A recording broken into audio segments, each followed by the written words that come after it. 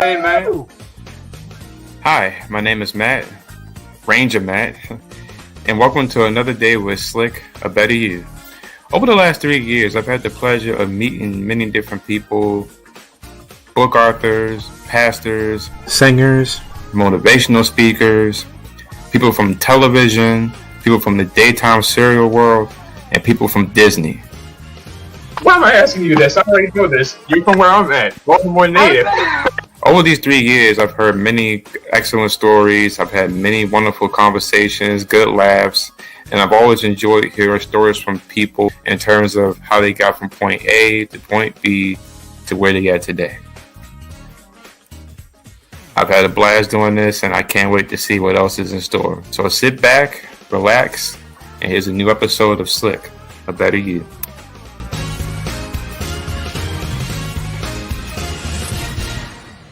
Yeah, what are you going to do? You know, it's a messed up family. Well, hey guys, how y'all doing? I'm Ranger Matt here. It's been a while since I've done this show. Life has taken a different direction a bit. New job, different scheduling and days. I normally would do this on Mondays, but now I work on Mondays. And the last few months, I've been working on a documentary movie, and that's taken a bit of my time. But I finally have it finished. It's going to be premiering on YouTube and Premiere Roll this Friday coming up. It's about my hometown, Baltimore. So I have that complete. So now that I got some time on my hands for right now, I've decided to reach out to some people who I reached out to this year, but just haven't had the time to do a live show. But I thank you guys who are watching, who will be watching, who has been supporting me for the last 3 years doing this. I've had a blast doing it. I'm still doing it. And I'm going to introduce my guests. I'm excited about this one. This one is another one of my legends who have worked with Disney and other projects, and I can't wait to bring them aboard. So, ladies and gentlemen, let me see if I can get this, Mr. Frans Vischer. Let's see how I did. Did I do good? You got it right. You did. Okay. Man, how you doing today, man? I'm good. Thanks for having me on, Matt. No excited, problem. and I don't know if I can live up to that billing, but I appreciate the introduction. Our next president of the United States. Right. Well, I wanted to ask you. I asked all my guests this, and I know it's been like a year or so, but I still ask people now. How have you and your family been holding up during the pandemic? Oh, yeah. On the whole, to be honest, we've been able to fare pretty well. Most of it, was able to work from home. My wife is a high school teacher, and for her, the teaching online, she didn't love it, but it was nice to be able to do it from home. But as you probably heard, the students really suffered, and Yeah. She works in a lower income area. A lot of students, for them, the school was their sanctuary more so than their home life, and a lot of them really lacked a home life. So for them, that was really tough. And we have 3 kids. Only our youngest is still living at home, and so she'd been studying online, and yeah, she did okay with that. So yeah, a lot of people suffered. We've managed to do fairly well, so Yeah. no complaints. So are you a illustrator or an animator, or like a combination of both? I guess a combination, but certainly mainly an animator. I do storyboards as well, but yeah, animation takes up most of my time, and really, I make some money from doing books, but Mm. I wish I wish more. Doing books is really fun, and I love both, and I'm very fortunate to be able to do both. But yeah, it's difficult to make a living from books. And what I like about it is that you have very few people telling you what to do, which is the case in animation, simply Right. because it's such a teamwork thing. Right. So, Okay. So like when you was growing up, did you have an interest to do animation of any kind? yeah, well, really growing, I was born in Holland, and we moved to the States when I was 11 years old, and not speaking any English either. But in Holland, I just drew a lot, but and I read comic books and stuff, but I knew nothing about animation, and they rarely showed animation on TV back then. So yeah, I didn't really think about animation until we came here, and kind of a funny story with that. Well, first of all, coming here, there were so many more TV channels than in Holland, and so I was introduced to Bugs Bunny, Daffy Duck. I never heard of those characters, any of the Warner Brothers characters in Holland. I didn't know Tom and Jerry, um, and my parents. That's a long story in and of itself. My parents were teenagers during World War II, and they lived, they scrimped through, to survive, and so we never went to the movies. So I never saw a single Disney animated feature when we lived in Holland until we came here to the States. Right. So I was so inspired. I would just draw more and more. And then when I was 13, so we moved up to Northern California, Cupertino, and Mm-hmm. my mom, without telling me, sent some drawings I did to the Disney studio in Burbank, and they wrote back and invited us to visit. So the following summer, yeah, and I'm amazed. I don't know, even this is long before the internet, so how she managed to get all that info. But anyway, the following summer we did a family vacation in Southern California, which included a day at the Disney studio, and Right. I just went nuts. And this is during the '70s when Disney, the studio really was a kind of a mom and pop operation, nothing like the giant corporation that it is today. And so we were allowed, my brothers and I were just allowed to just run free, you know, through the studio. We hopped on people's bikes and just went through the back lots and whatnot. But I also met a number of animators, um, and some of them said, you can make your own movies on Super 8 film, and I did. So my father built a little light box for me, and then he bought a used Super 8 camera, Mm-hmm. and there was so we had a stand on it, and then there's a little tube with a little thing that you pressed where you could take one picture at a time.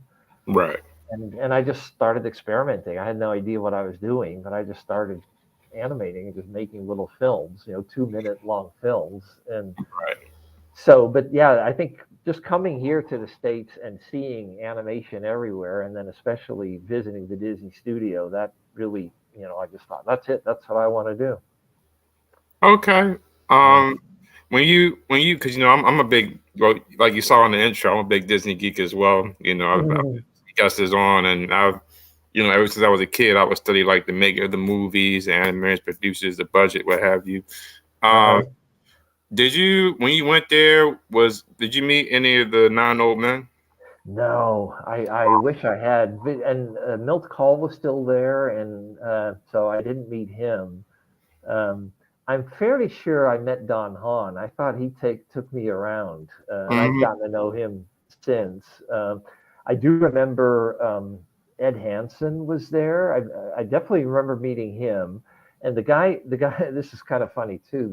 The guy that my mother wrote, who responded back to us, his name was Don Duckwall, and he managed the studio at the time. And then by the time I started working at the studio, Ed Hansen was in his place. Right. And I remember he was really nice when we visited. I was just a kid, but when I started working there, he wasn't particularly nice at all. But nobody liked him. He was stern, all straight business, not quick to laugh or anything. And so it's kind of funny when I did start to work there to see the opposite side of people. Um, but when I started, and there were a group of us from Cal Arts where I went to school, that Eric Larson was head of the training program, so one of the nine old men. Right. And since then, I had met, let's see, well, I know Mark Davis came to speak at Cal Arts one time, so I got to meet him then. Mm-hmm. And then Frank and Ollie, I'd seen them speak, and then I also worked on a film a short film called Back to Neverland that involved Peter Pan, and it was Robin Williams before Aladdin was done, and Robin Williams meeting Peter Pan, and da da da. This film explained the process of animation, but Frank and Ollie were there, so I got to meet them then. I remember another time, actually, years later, that I live in Glendale, and La Cañada is another city nearby. And one time I had a doctor's visit, and I'm entering this hospital, and there's Ollie Johnston being led out by somebody, and quite fairly old by then, long retired. And so we're both walking towards each other. So as I see him, I go, "Hey, you're Ollie Johnston." And he goes, "Well, I used to be." And he keeps right on walking. I thought, oh God, such a master and sweet guy. Mm-hmm. So, but yeah, when I was a kid, I met a few animators. I don't remember their names, but none of the the big names. Right. So, Now, I know you said earlier that you didn't get a chance to see a lot of the Disney films, but did you have a favorite Disney film per se that stands out? yeah, let's see. Certain, I love the design in 101 Dalmatians. That's my The real quick, the one film I did get to see in Holland was Mary Poppins, so which isn't a fully animated feature, but that's the only one I remember. My parents taking us to. But yeah, 101 Dalmatians. I love the design, and I actually got to work alongside Walt Paraguay for a while, who was I don't know what his title was, an art director, or he's in charge of the color and a lot of the design in the film. right. And yeah, certainly Pinocchio, which everybody loves, and just such a phenomenal film. A lot of the early ones, Bambi, and of the later ones, yeah, let's see. Certainly, I mean, far more recent, The Lion King. There's some issues I do have with it, but that's definitely a great film. I also love Toy Story. I gotta say that it's even though it's computer animated, and I have nothing against computer animation, but the storytelling, both one and two of Toy Story, are amazing. Right. Um, and yeah, let's see what else. There's bits and pieces I like, in all of them. Hmm. So, but yeah, I think if anything, the design in 101 Dalmatians really stands out. So, That's my movie. is it? Yeah, that's one of the many. I think that and Jungle Book were like the main two. Like once I saw them, I got Huh. hooked instantly. And it's like, and then it's weird because as a kid, because I didn't know this, when they first came out on video in the '90s, I thought that was when they actually came out. I didn't know a lot of Oh, them came out like years and years and years ago. But I was, right. I learned my history since then. But I was like, 101 came out in '61. I'm like, what? Yeah, that's funny. Yeah. But I love Toy Story as well. I like the second one a bit because it's kind of adventurous, where when he gets kidnapped and he got to save him. It's a little bit more adventurous, and Yeah. I always keep 2D to my heart because what I grew up on, and I kind of thought 3D more is like a big computer game. But I do Mm, like Pixar and what they've done, as well as DreamWorks and others. So I haven't yeah. seen a lot of the new films today because of my generation. I like the older ones, but I have Huh. seen all the Cars. I like Cars, and the recent Buzz Lightyear movie that they've done. That one I've recently seen. Okay. Yeah, Yeah, yeah, it's funny with CG, and again, I think as an art form, or a way to communicate visually, I have nothing against it, but a lot of them are really looking alike, and I really miss the individuality of traditional animation. right. Uh, so I think that's kind of unfortunate, and again, there's some wonderful animation being done, especially the films that Brad Bird's done. Boy, I love those. Yeah, Ratatouille, so and The Incredibles. Uh, yeah, Yeah. But yeah, I hope there's still a fair amount of traditional animation being done. Klaus, I thought was terrific. Mm-hmm. That boy, that visually that was stunning. That was amazing. Right.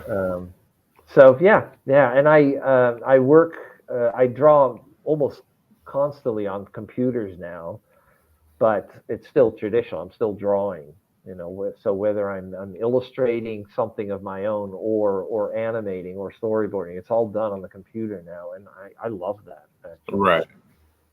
What So, was I don't like what was your first film at Disney? Was it Black Cauldron or Mickey's? no, it was right before, yeah, Mickey's Christmas Carol. Okay. Yeah, and so after the training program with Eric Larson, then I was put on the crew of um, oh God, no, I'm blanking. Randy Cartwright, Okay. and so he and Glenn Keane were their two top animators, and um, and Randy had an assistant named Rebecca Reese. So and then I worked directly under her, Mm-hmm. and I remember stuff that at Cal Arts animating, doing my own stuff, and I generally had this thinking, this way of working that the key poses, that's like God, that's what matters, and then the Right. in between simply, bridge you from one key to the next one.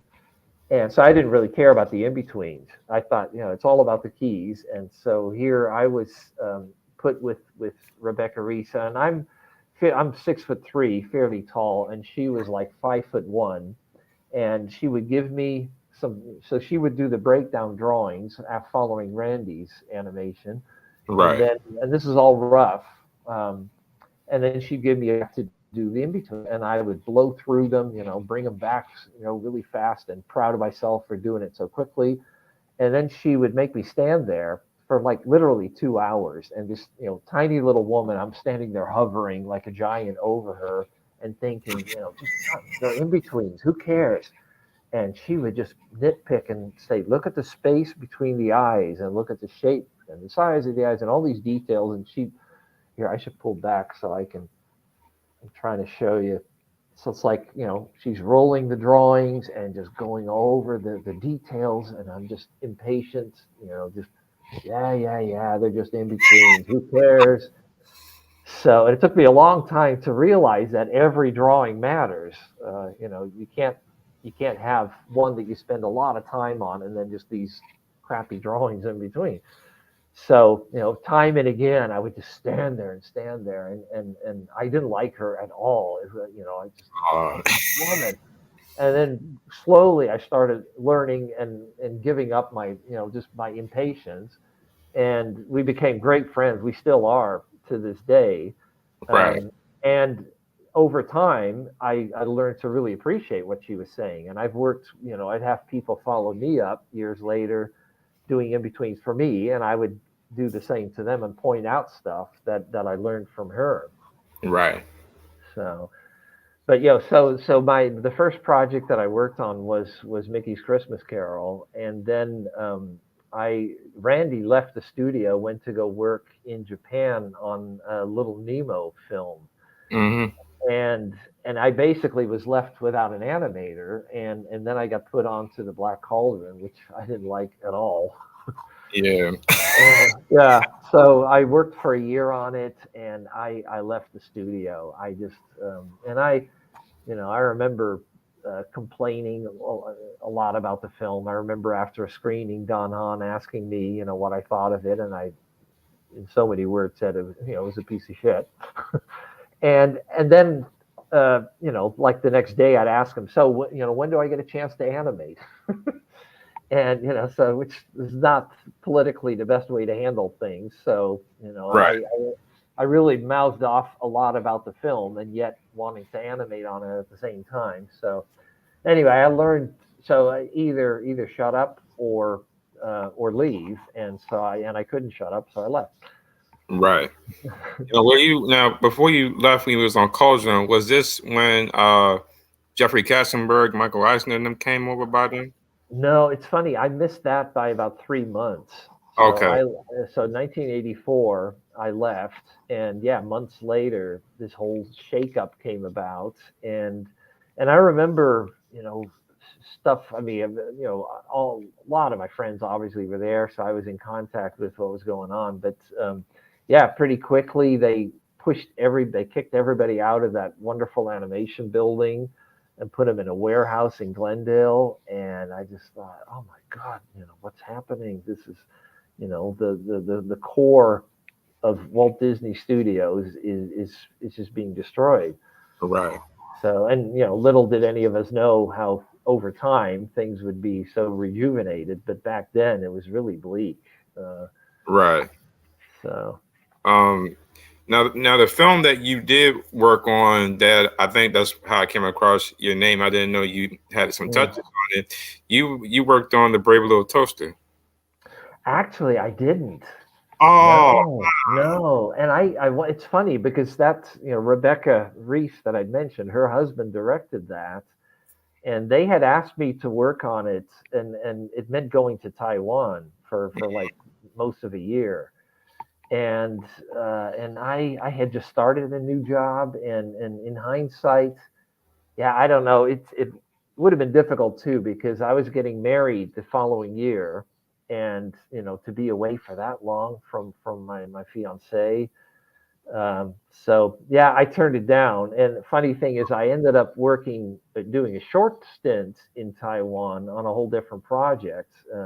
And like, I came back like weeks before getting married. But so no, I didn't work on the Brave Little Toaster. uh, I guess what happened was I was looking at like the cast of who made it, and then they shown other animator or illustrators, and that's probably how I came up with your name. That's probably what happened. But yeah, sorry, I thought you had worked on that one. Yeah, it's in hindsight, I would love to have worked on. I would have had a ball, Yeah. and if, quite an adventure. I know. I mean, to live there for a year almost. I know they went through a lot, and as all the Americans that went there, I don't know how many in all, but I know they became a really tight knit group. As they had to pull that film through. So. Right. But where did life take you afterwards? After you left Disney? Yeah, that I hopped around quite a bit. I was looking for a place to thinking about leaving Disney, and in those days there was not a whole lot going on, especially feature animation. But a friend of mine that I knew up from in Northern California, a director, was making a live action film, and had gotten money to develop the film, and he wanted storyboards done. And so I took that, and the pay was lousy, and it's funny, in a stupid kind of thinking, like revolting against Disney. I was really proud of the fact that I was leaving and making less money than I was making at Disney. And I worked there for not quite a year. And it was funny too. These guys had rented Eartha Kitt's house and used that as a base. So there were like 5 or 6 of them. I remember it was off of Doheny, I think, up in Beverly Hills. And so it was a real bohemian thing. And I would work there, often I would crash out on the couch, and work there a couple days in a row. And it was really fun. Ultimately, sadly, the film never got made. They had enough. I mean, there was a script, and I really liked it too. It really should have been made, but it didn't. And as they were nearing the end, I realized that I was paid so poorly that I had to get a better job. And then, so I just went through a series of jobs. I went to Marvel, and I did storyboards on some TV shows, and nothing I would brag about, but I was learning storyboarding, and let's see, where else did I work? I worked with Phil Mendez on the show called Kissy Fur, and he was great. God, could that guy draw? And I learned a lot from him. Nice guy too, really supportive and stuff. So that was great. And then I got back working at Disney, actually, on Who Framed Roger Rabbit. So that was my first time to animate at Disney. And it was tricky too because I really had to prove myself on that. And it wasn't. I'm sure you know most of that was animated in London. Yeah. Um, but Dick Williams, because because of the way he worked, and changing everybody's work and slowing things down, and I mean he's a master. There's a lot, obviously, that film could not have been made the way it was made without Dick Williams. Right. But it also, because of the way he works, they necessitated another unit in Los Angeles, and so that's how I got to work on it. And Okay. yeah. Um, what would you say probably would be the easiest part for being an illustrator, and what is the hardest part? You mean an animator or an illustrator? I'll say both. Oh, okay. You're Well, so yeah, I don't know. Animating to me, it just feels like such a natural thing. I think, especially, I guess action certainly comes more easily to me. I love doing, dynamic poses and really, pushing, caricaturing action. right. The acting, I love that as well. It's certainly more difficult because I like to draw really fast and really just go by my gut feeling and just letting my inside, whatever I feel inside, just drive what I'm doing.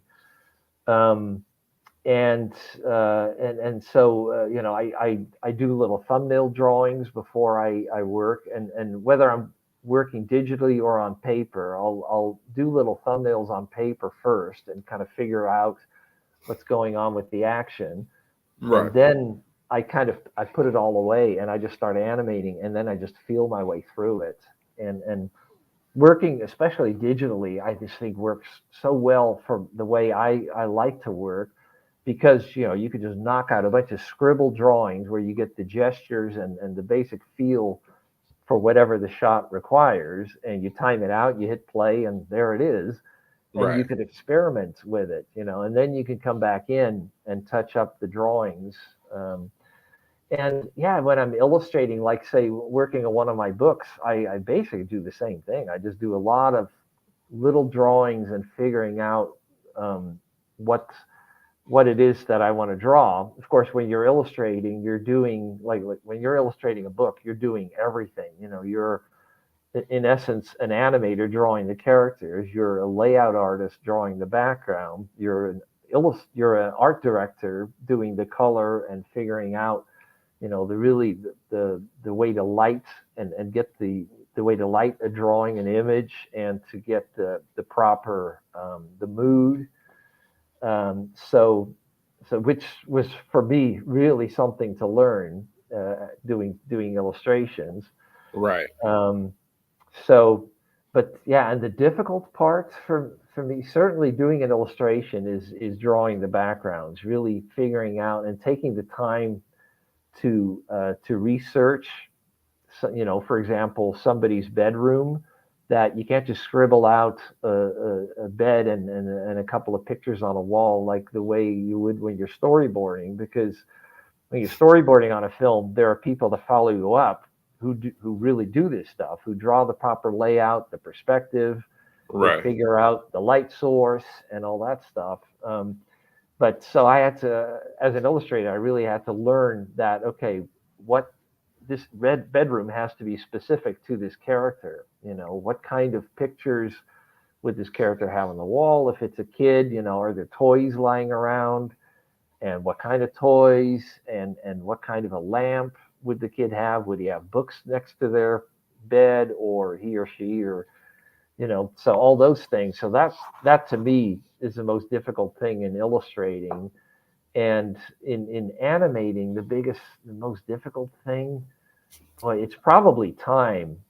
Even though I work fairly quickly, Hmm. but I always, I look back after a shot's been turned in, and I see it again like a week later, and I think, oh God, wish I'd have done this, and I don't like this, and I wish I could fix that, and whatnot.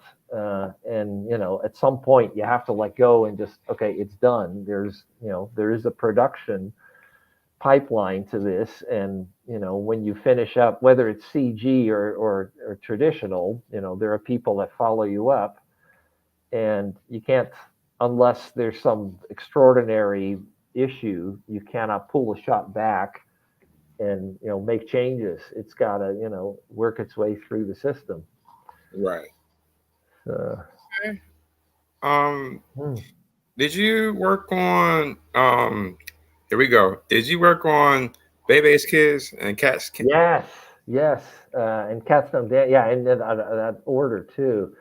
And it's funny too. So Bebe's Kids. Prior to that, I worked on Rover Dangerfield, and which was quite an experience in itself for that. But toward the end of that, toward the end of working on Rover Dangerfield, kind of a backup story to that. There was a Canadian animator, Roger Chasson, who had worked on what's it called? Who Framed Roger Rabbit in London. And so my wife and I had lunch with him one day where he was telling us how he was working on studios in London doing commercials. And my wife and I, he basically set me up with this one studio. And my wife and I discussed this, and we ended up deciding to go live in London for a time. Right. And so we both ended up, we sold our cars. We had a condo that we rented out, and we moved to London and thinking we'd do it for a year, and we ended up staying for 2 years there. But rather than, so I worked for some of these studios, but the main thing, and which allowed me legally to work in Europe, or specifically in England, was that I continued working for the studio that produced Rover Dangerfield. And they basically, there's this legal thing called that the head of the studio found out about.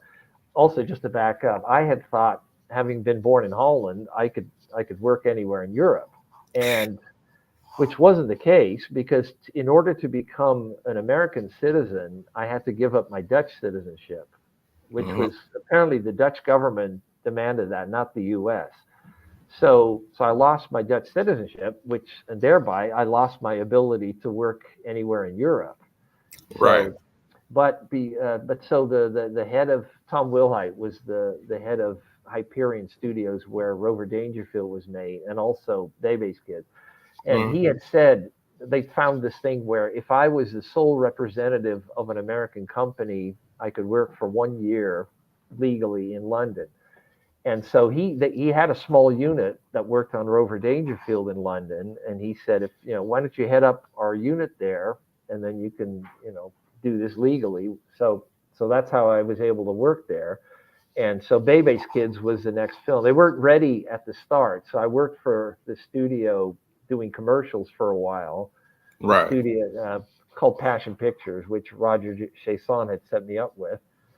And then Bebe's Kids came along, and I was able to hire a crew, and for about a year we worked on it over there, and it was really fun. I had a great time. So Bruce Smith directing that, and so we'd be in touch. We'd talk, I don't know, every other week or so, and we would just send in our weekly shots, and it was great. And for my wife and I too, it was great to experience London, and we just blew all the money we made traveling and just seeing things. So. Well, I have to do this, sir. Because Bebe's Kids was one of the popular films back then, especially when it first came out, and I have some memories when I first saw it as a kid, but later on when it came out on video, I really because it was kind of around Robin Harris, the film, and offhand what scenes you worked on, or was it the whole film? We never got any entire sequences onto ourselves, unfortunately.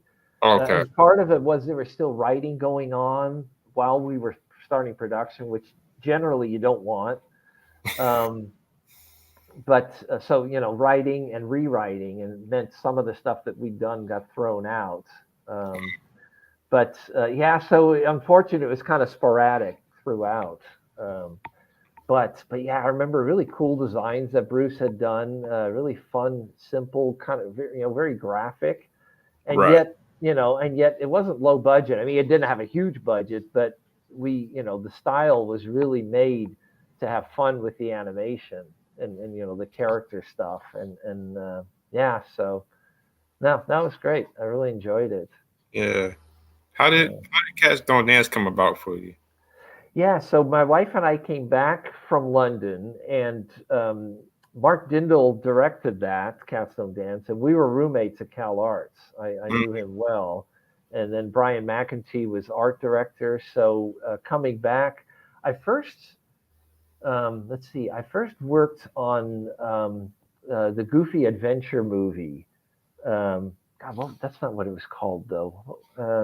is it a Goofy movie A, or a Goofy movie. That's it. Right. Yeah. Yeah. Which Kevin Lima directed. So I just on a freelance basis, I did storyboards for a few months, and then I heard about Cats Don't Dance, and so I met with Mark, and they had this character that he set aside for me, Darla Dimple, and so but yeah, that came about because I knew Mark, and um, and the studio they were finished. They were it was basically a studio being created from scratch. Turner Feature Animation, and yeah, I had a ball on that. I wish the film had done better than it did. It certainly deserved to.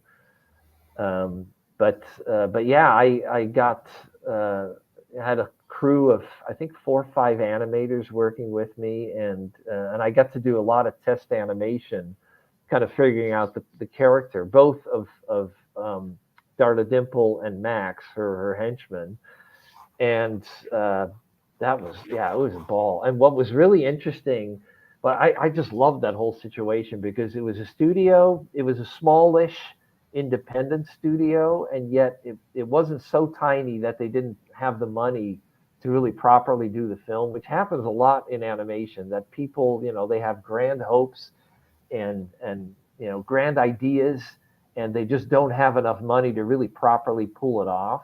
And right? this studio did, and yet it was small enough that it wasn't this big corporation like Disney where you could never talk to the boss. I was able to, and partially because I knew Mark, I would get some weird idea, and I would go talk to the editor, and kind of, the two of us would re-time something, and he would throw music in or whatever, and I would present it to Mark, the director, and he would say yes or no, whatever, and we could do it. Which at a big studio, it's all there's a lot of red tape and whatnot, and you're a little cog in the wheel, and you can't upset the whole machine moving along. But I got to do a lot of cool, weird stuff on that film, and I think it really felt like everybody kind of pulling together to get this film made. Right. Um, and Ted Turner, so he was kind of making this whole little film empire because he bought Castle Rock, which was a smallish live action studio, and then another one. Oh God, I forget the other studio, but he had these 2 studios. One of them was going to do the distribution for Cats Don't Dance, and they Hmm. had all these great ideas. We actually had meetings with the head of distribution for Turner on how they wanted to promote the film, and they talked to the supervising animators and wanted our input. Right. And it's like, you think that ever happens at Disney, or DreamWorks? So it was great, and they had all these great ideas, and they took our ideas, and then right at the end, sadly, Ted Turner sold everything that he owned, to Warner Brothers. So CNN, as well as all his film studios, and Warner Brothers. It wasn't their film, Cats Don't Dance, so Right. they didn't care, and they basically looked at it like, yeah, that's a nice, after school film, and they just put it out there with almost no promotion, and it died within 2 weeks. So Wow. sadly, yeah. I think I had the book first, the cartoon book for Cats Don't Dance, so I knew of it in that film. Ah, And then ah, when the movie was out, I think I saw the previews for it when I had Space Jam, so it was like maybe Ah, a year before afterwards when I saw it, and I didn't. right. I guess I was young, and I was more for Disney and PBS and other things. I didn't quite understand it at first. The only thing that stood out to me was this cat, the little girl, and her big 10-foot bodyguard that just came out of nowhere like all the time. Right, right. Yeah, Max. Yeah, Big guy. yeah, yeah, So yeah. I got respect and understanding for the movie though. I mean it did its part. I thought it was like a Mm, good musical that was not Disney. yeah, yeah. And yeah, it's funny. There is something that I'd heard a lot of criticism, not so much of the way the film was made, but basically its territory. And I do think that is legitimate. It's it's set during the 1940s, about the film industry, and kids in the when did the film come out? In the mid 90s. It's like Yeah, in '97. Yeah. yeah, yeah. Most kids don't know anything about that period in Hollywood, and don't really care either. And I can't say I blame them. The basic the storyline. I really like the idea of the film, that it's about racism.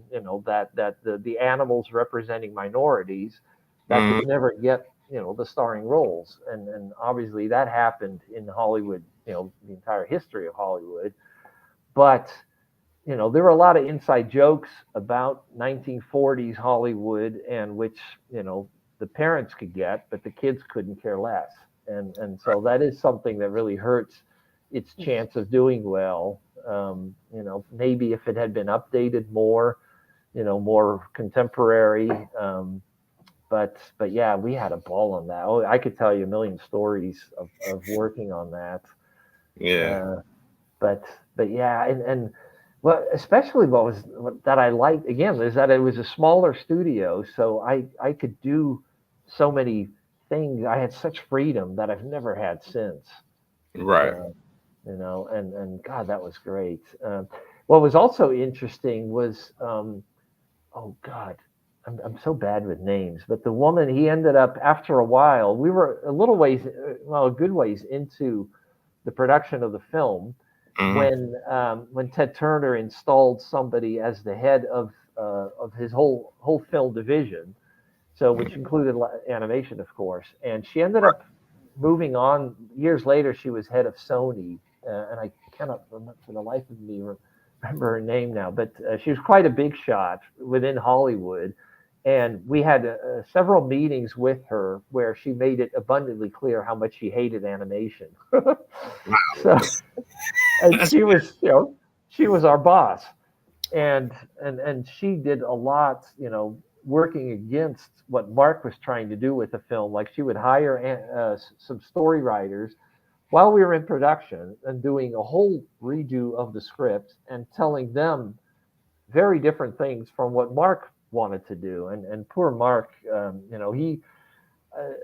he kept a lot. He really protected us from a lot of that. He wanted us, to be able to focus on doing our job, have fun with the animation. But he would have a lot of these awful meetings where he was being told, things that were completely different from what the film had been doing.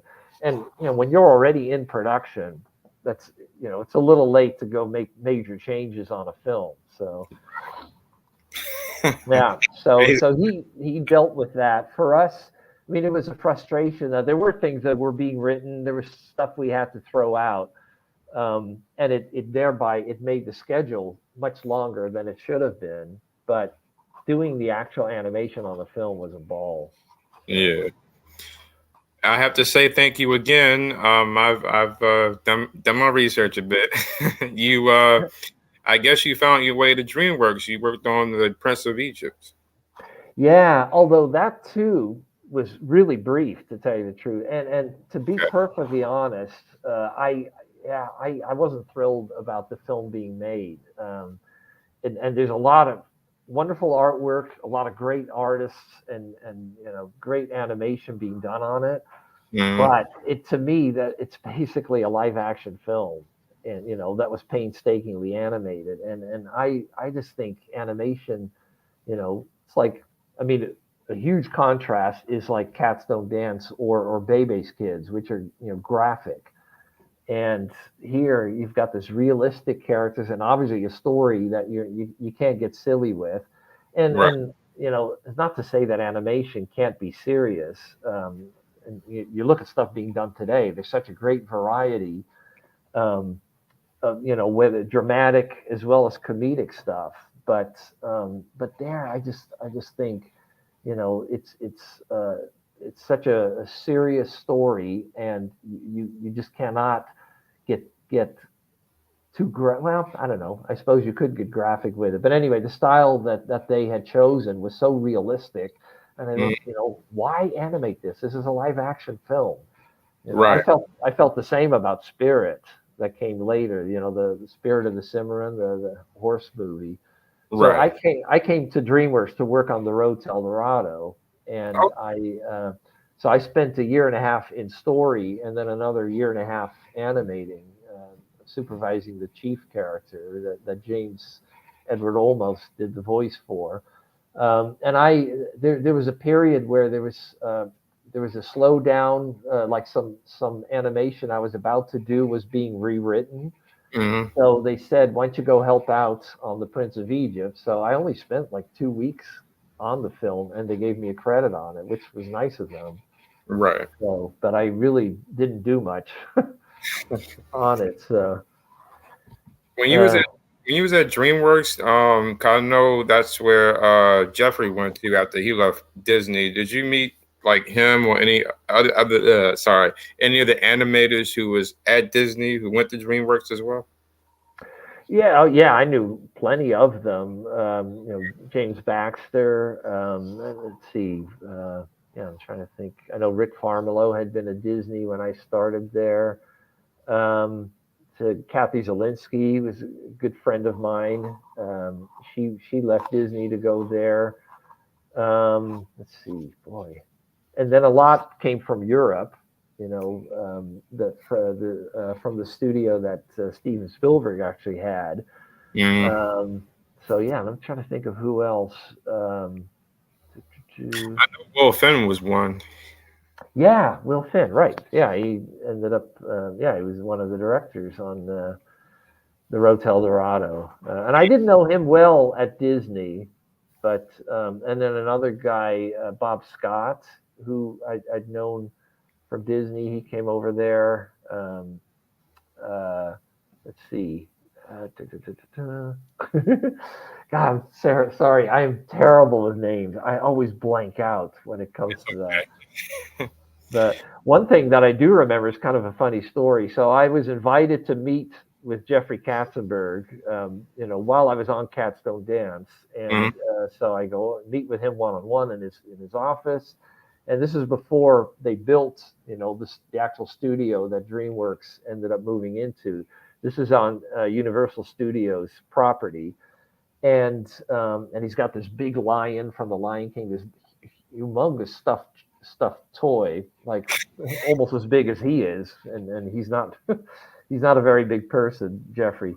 But so he's sitting there opposite from me, and it was kind of funny that he, instead of talking about me or the films that they were doing, he starts talking about Brad Bird and this film that he was developing, which Brad is now making at Skydance. It's called Ray Gun, and it's a science fiction detective, film noir movie. Mm, And I got to read the script. He was developing that, Brad, at Warner Brothers, or at Turner Animation, I should say. And I got right. to read the script for it back then, and it was great. And he was all selling me on it, and I was like, yeah, I'm sold. I'd love to work on that.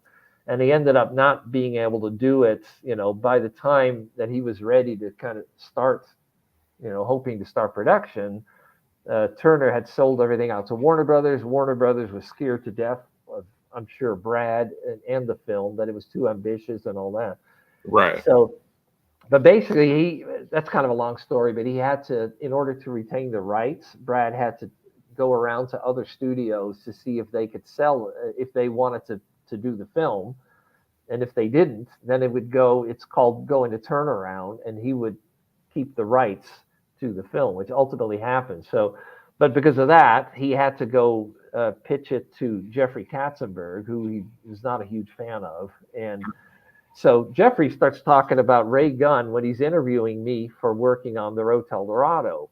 And he's putting it down and knocking Brad about it. And I was defending it. I got really pissed off, thinking, how dare you say all this stuff about, this great artist and great director.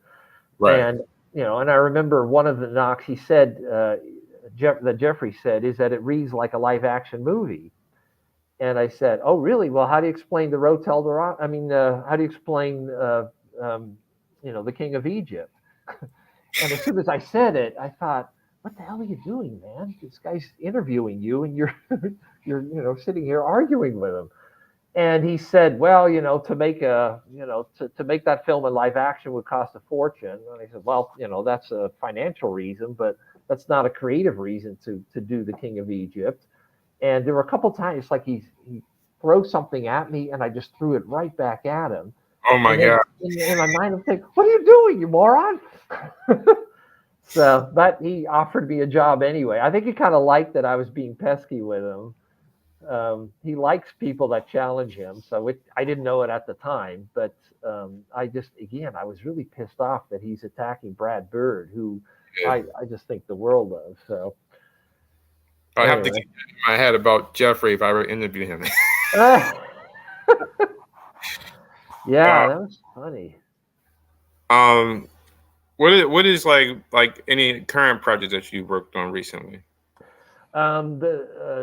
Something that I really enjoyed. It was a real challenge too, but Green Eggs and Ham, which is a Netflix show, and so it was all digitally animated. But what was nice is that, for one thing, it had a great budget, and so and it was really well written. So I worked on it for about 3.5 years, and there were 2 seasons of it, and they spent a lot of money, like $7 million per half-hour episode, which is crazy. And so I started off as an animation supervisor, and there were 2 of us. There were 2 groups of people working on the films that each had their own episode. So there were 2 directors, and each director had their own supervisor of animation and their own group of storyboard artists. So I worked on half the episodes, and then toward the end, a ways into season 2, the director I was working with, Piero Peluso, who was phenomenal. I loved working with him, but he left, and so I ended up getting the title of director of animation, and I had a lot of freedom on that. And we were working with 2 studios, one in Toronto and the other one in the Philippines. And I got to visit them both, and so I got to know the animators. And in fact, that Canadian animator, Roger Chasson, had mentioned, he and his 2 brothers, they worked in Toronto at the studio, Yowza, they're called. So working with them was great. And so what I loved, again, because this was all digital, is that I would get quick times from the animation studios, and I would import their QuickTime file into my Toon Boom Harmony file, and then I could, just like Photoshop, I could lower the opacity of the layer of their QuickTime, and then I could draw over that, and I could just reanimate stuff and retime it.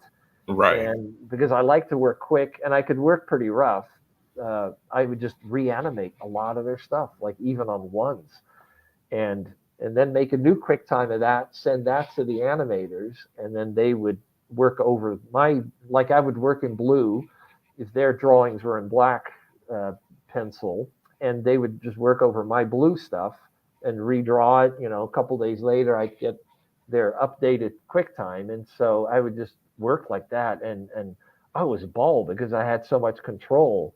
Right. over, and again, it was really, really good writing. And what I also loved is that we were aiming for Disney feature quality, and I think we got pretty close to that. But then Right. you also had the Warner Brothers sensibility, where really fun timing. And then on top of that, you had the weirdness of Dr. Seuss. So it did all this weird stuff.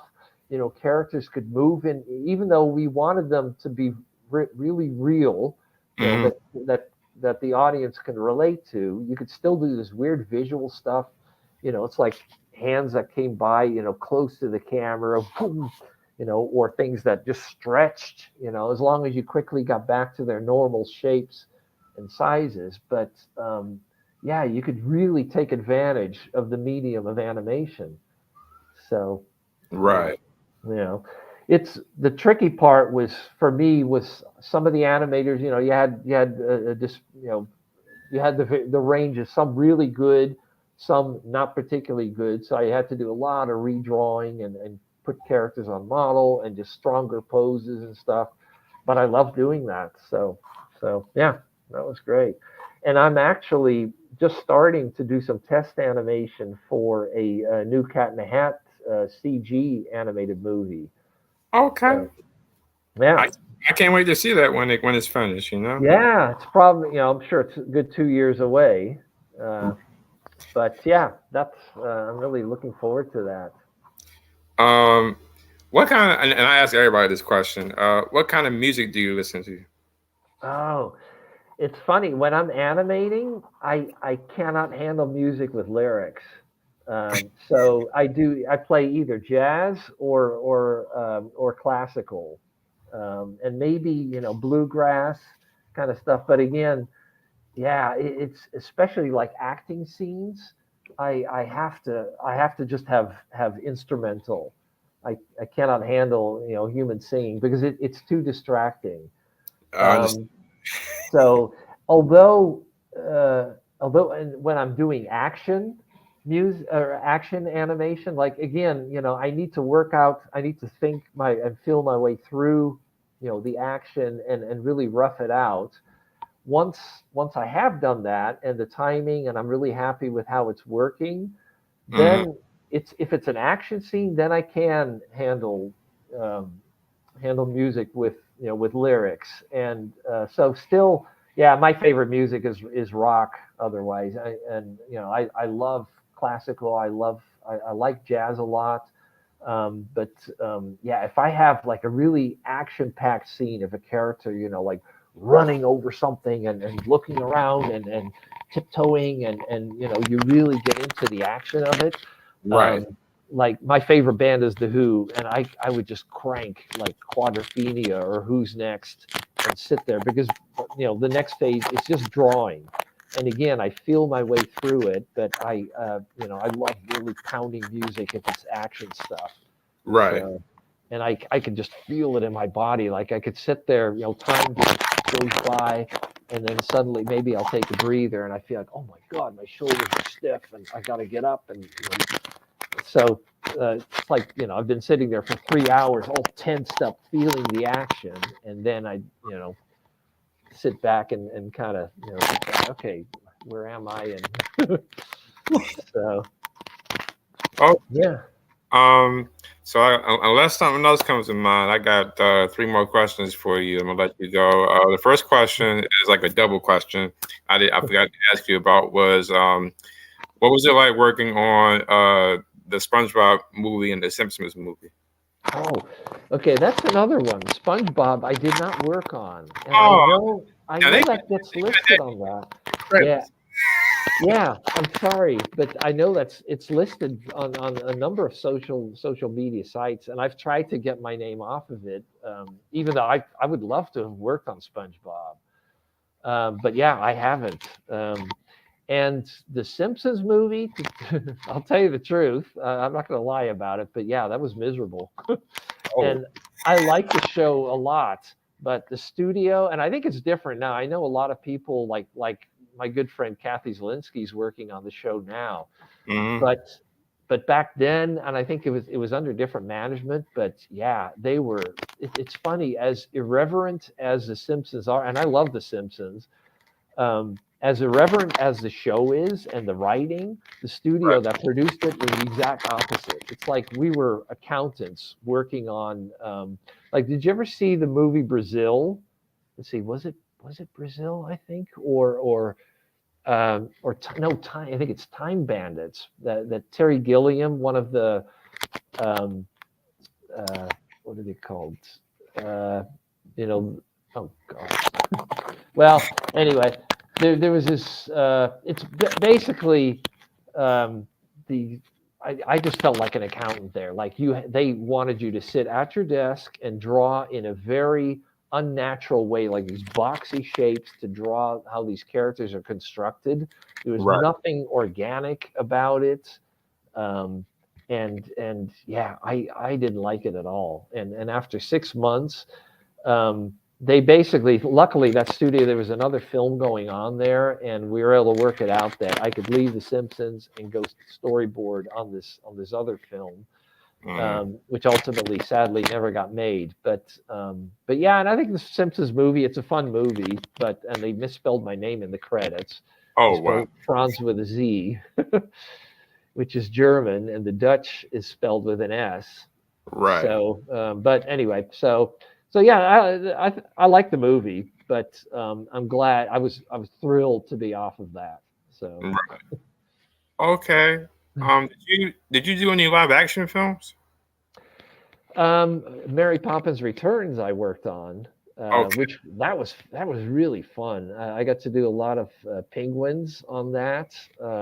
Yeah, I had a ball. That was tricky stuff, and it was funny that by then I'd been working so much digitally, and the live action, the overall director really, and I can appreciate this. He wanted to honor the original film and do it exactly the same way, meaning animating on paper.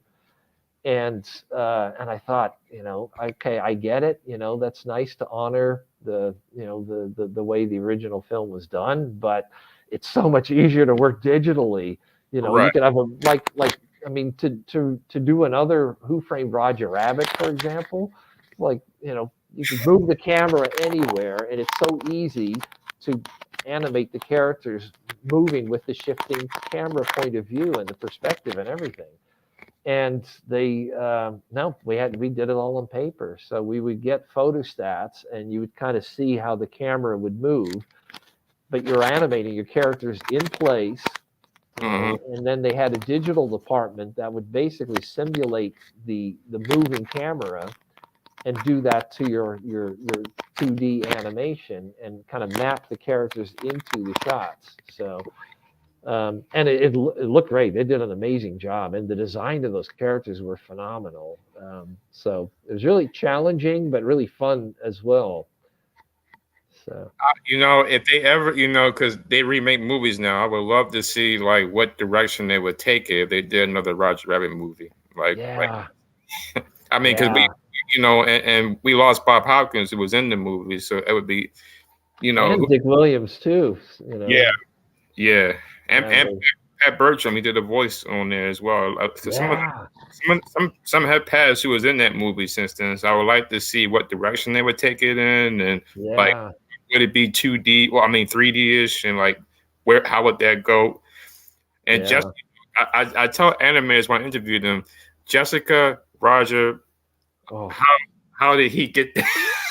Well, you know what? That's funny you mentioned that, because so after Who Framed Roger Rabbit, I worked on a number of smaller projects with Jerry Reese, who directed The Brave Little Toaster. And so his wife Rebecca Reese is the one when I first started on Mickey's Christmas Carol. I was working with her. So he was asked by Jeffrey Katzenberg to come up with an idea for a Roger Rabbit sequel, and he came up.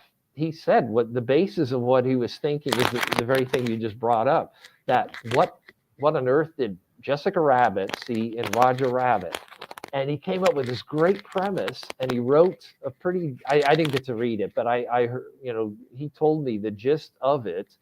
And he wrote this this outline, and Katzenberg loved it. And basically what happened was that I think all the people involved, because you had so many different groups, you had Katzenberg and Disney, then you had Spielberg and Amblin Animation, or Amblin, Film Studio. You had Bob Zemeckis, who wanted to be involved. You had Dick Williams, who wanted to be involved, and none of them could agree on anything.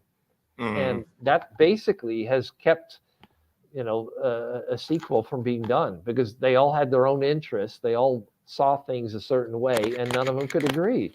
Wow. So, which is really sad, because I know Jerry Reese is a terrific director. He would have made a great film, and I would have loved to worked on that. Yeah, most definitely. Because like I said, I would have, for me being a Disney fan, I would have loved to see how that explain. Because that's right. That's an eye scratcher there. Jessica and the school rabbit, and somehow he makes me laugh. Yeah. He had Jerry, and it's his idea, so it's but he had a great idea for that, and that would have been a great film, and it's really, really sad that it never happened.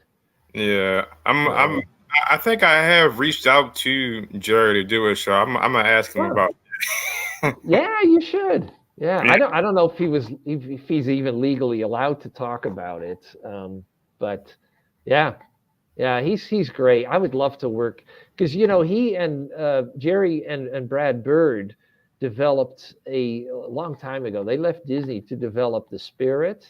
And I saw storyboards Jerry did on that. They were wonderful. And they were developing that up in Northern California, and I would have left Disney to go work on that in the drop of a hat. And it's really unfortunate that never got made. But yeah, I'd love to work on something Jerry directs. So. Almost definitely. I know a little bit of his work, but Brave Little Toaster stands out, and what he did on that was, I like the second and third Brave Little Toaster, but the first one, the whole that worthless scene at the dump, that our whole movie, for some reason, that scene always stands out, with all the cars just they're talking their life, and they're getting crushed by this thing. Yeah. I know, pretty powerful stuff, and it's like this pretty small, independently done film, and with not a great budget, and it looks great. So, yeah, and Brad Bird, I'm a fan of his work a bit as well. I mean, of course, Iron Giant is still my overall favorite movie. Yeah. I went to go, Bob Scott and I, so we both started, I think around the same time at DreamWorks, and we went to go visit some friends working, we both knew Brad, because he worked at Turner Feature while we were doing Cats on Dance. So we went to go visit over there, and he showed us a sequence just in pencil test. Right. And we both, I think by then we were both working on The Road to El Dorado, and watching that and just thinking, God, I'd love to work on this. So that's a terrific film. Yeah. Well, Frans, I have to ask, so has your life been as you imagined? I mean, from a boy to today, and so much work you've done behind the scenes, and all these projects you've touched, minus the ones I've said that you did not work on. Yeah, right. Yeah, I feel immensely blessed, and I've had my ups and downs, and anybody, life will throw you a twist, and things don't always go exactly as you expect. So I've had my downs as well as my ups, but overall I feel immensely blessed. And I remember, I'll tell you real quick, when I came to Cal Arts, the class that I was with, so Mark Dindal was in my class, Brian McEntee, Mark Henn, Tony DeRosa, Kathy Zielinski came the following year, and Matt O'Callahan as well, another good friend of mine. But we all thought, that we were born 40 years too late, that the golden era for animation was long past, all the great animators are all retiring or dying. And we all thought, are we it's like we love animation. Are we even gonna find a job, doing this? And we did. We've all been able to. There's been this whole resurgence, and we've been immensely fortunate to be able to make a reasonably a decent living doing the thing that we love. So yeah, as a kid growing up, no, I would never have thought that I'd be able to do this. So yeah, I feel like an incredibly lucky guy, and I've worked hard. I wouldn't say I've been handed stuff for nothing, but yet I feel very immensely fortunate. Right. So. Well, you've had a very good career. I tell all animators, what you are, all you guys done for all these films, Disney, Dreams, whoever, it touched people like me who was born in the 80s and 90s. And it's like, like I said earlier, I always will love 2D, but I know 3D and like 2D is animation is a hard medium, but it's fun. It can be driven. I know back then, especially with Disney, when a film was done, it would take 4 years to make. And yeah, now I hear because of the computer and sometimes people are quick with it, it can be done around the same pace, but a little more faster. I'm not certain, but yeah. No, I'll tell you real quick, and I do think this is an unfortunate thing, but they set a deadline. They set the release date for a film really early on, like long before the story is really even fully set.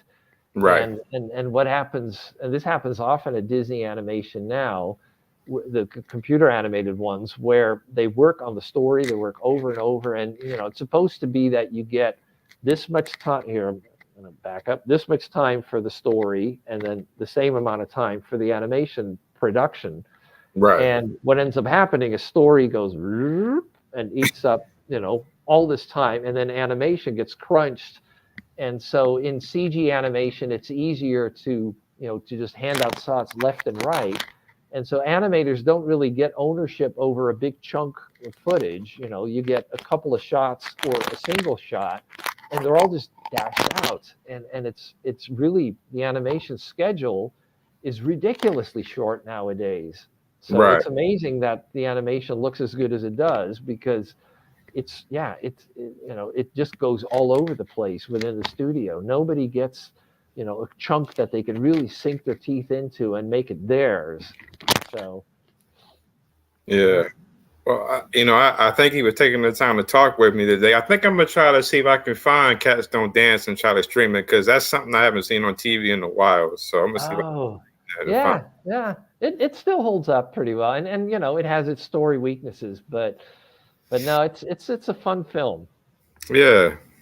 Well, I thank you for taking the time to talk with me today, and I always enjoy talking with animators from over the years, and thank you for your contribution to all these movies. Do you look at any of your work? Not really. Yeah, it's funny. I kind of move on here and there. One thing, I teach at Art Center now.